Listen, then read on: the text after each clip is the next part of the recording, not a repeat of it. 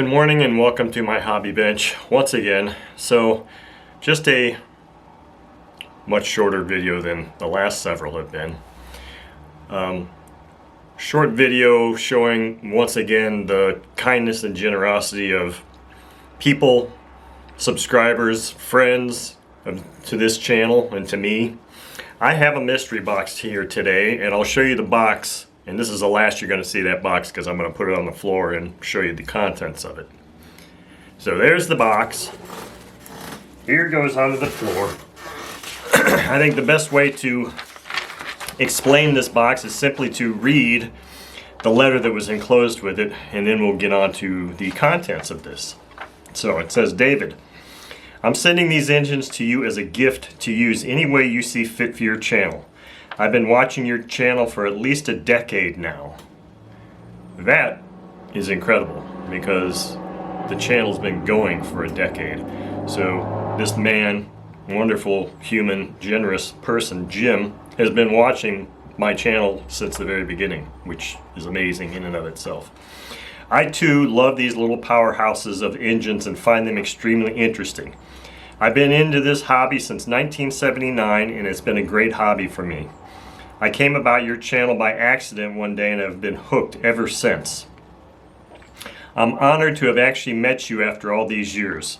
I've learned a lot from you while watching your content, especially on how to set up a car. So Jim, we haven't actually met face to face, but he and I by chance met via eBay, and I was looking at some of his engines that he was selling, and he is the man that generously donated the HP 20 Gold Cup engine to me. He took it off of eBay auction and sent it to me as a gift also. So I mean, he's a fantastic person. In fact, Jim is the same person who I just did a couple of engine runs for, the OS 160FX and the 120AX.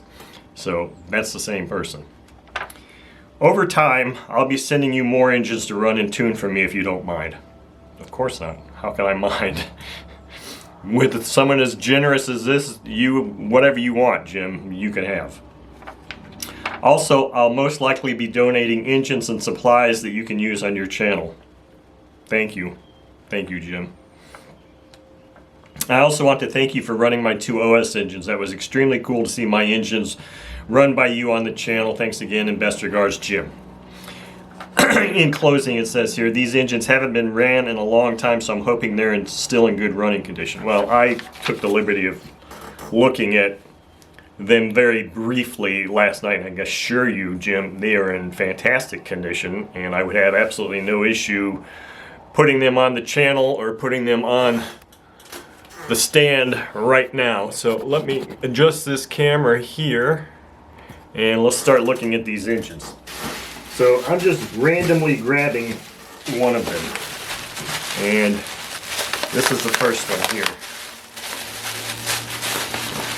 Oh, and the first one is, I think we should probably zoom in here a little bit more. The first one here is a Fox 45. Oh, wow.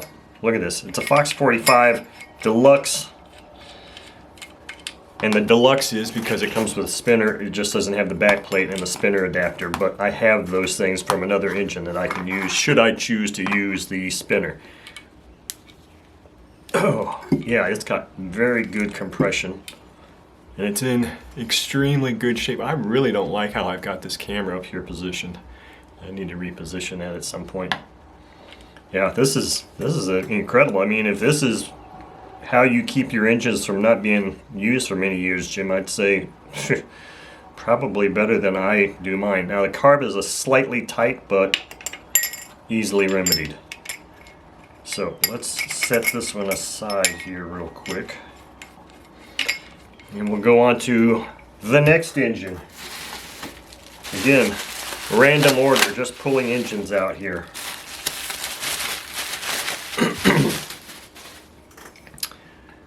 I recognize this exhaust. I had one of these.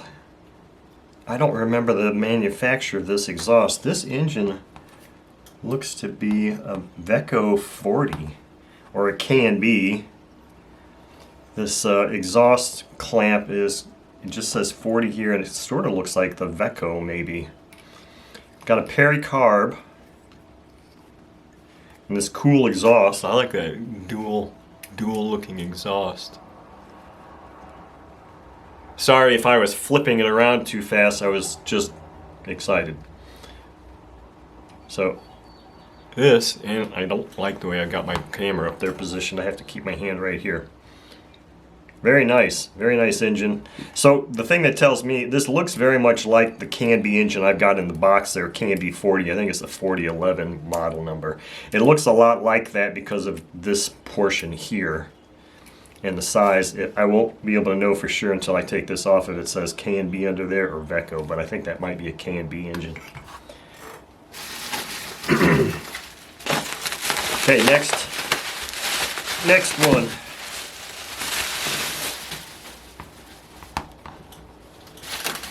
Is a Super Tiger. Super Tiger. It says 40. G. It's the G40. Super Tiger G40 engine.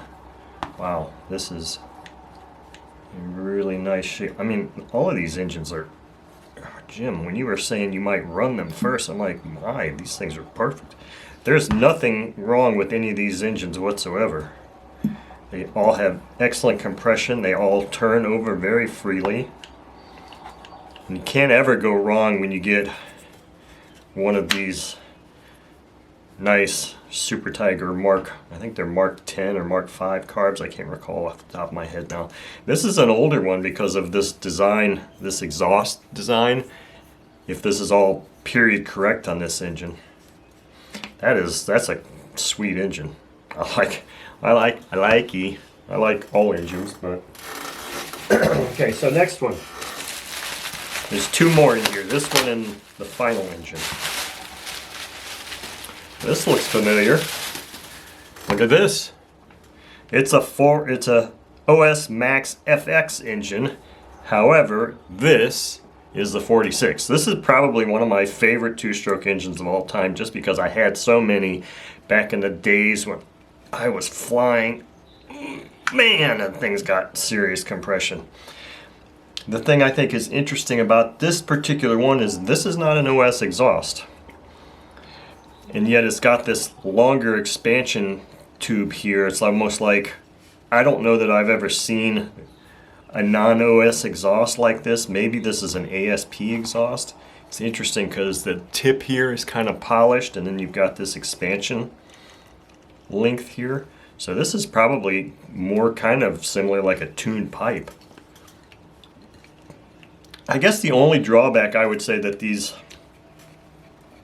FX series engines had was the opening to get into the low-speed needle is so small. You really have to have a really special screwdriver to get in there. Let's just pull this thing off here real quick and show you what that front bearing looks like, at least externally. Not sure. Jim, you'll have to let me know what after run oil you use. I'm not recognizing it by the smell. This is fantastic. This would be a perfect immediate drop-in without any changes, modifications whatsoever, except maybe this exhaust to that Hanger 9 T34 Mentor. Get that 46AX out of there, do some cleanup on it, put this guy in there, boom. Okay, final engine. Drum roll.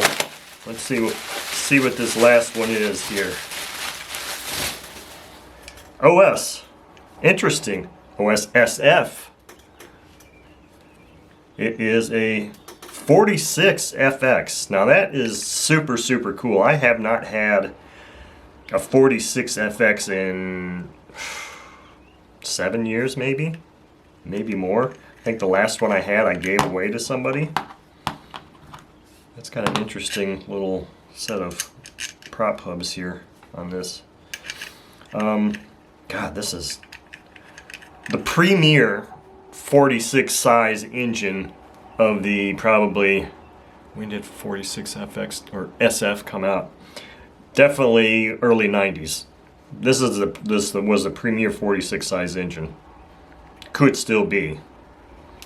Very, very awesome. The only thing I think is interesting here about this is it's an 873 exhaust, but this rear end is different. It's like this rear portion of this exhaust came from a helicopter exhaust, and it was just, or maybe this whole muffler is just a helicopter muffler. I don't know, because I've never seen one that had the port that exited at a 90-degree angle to the tube like this. And you can see here where the cast, this is an original OS part. It would appear some kind of silicone on this. Silicone too. I just want to pull that off and see. Oh yeah, I don't know what that is, but it looks like it's an original casting here that they just did something different. They drilled and added the outside or the 90-degree port. Like I said, I think the only reason I would have ever seen that would be if it was on a helicopter. So there you go. That's the latest. Now let's zoom out so you can get a better shot of the latest set of mystery box contents. And Jim, these are fantastic. I know you had mentioned in the email doing some side-by-side comparisons with these, and I think obviously the 246s would be, OS 46s of various generations would be excellent to compare side by side. Maybe throw in there this Fox 45, but then of course the 240s. I don't know where in time these two stand. We'll have to look at that and compare this other 40 Super Tiger 40 maybe to the 40 FX that I've got. I mean, there's a lot of different iterations that I could do here. It's just a matter of when can I get around to doing that. But there's a lot of good stuff here. So Jim, thank you very much for your generosity and your support and your longevity watching the channel. And thank you all for watching.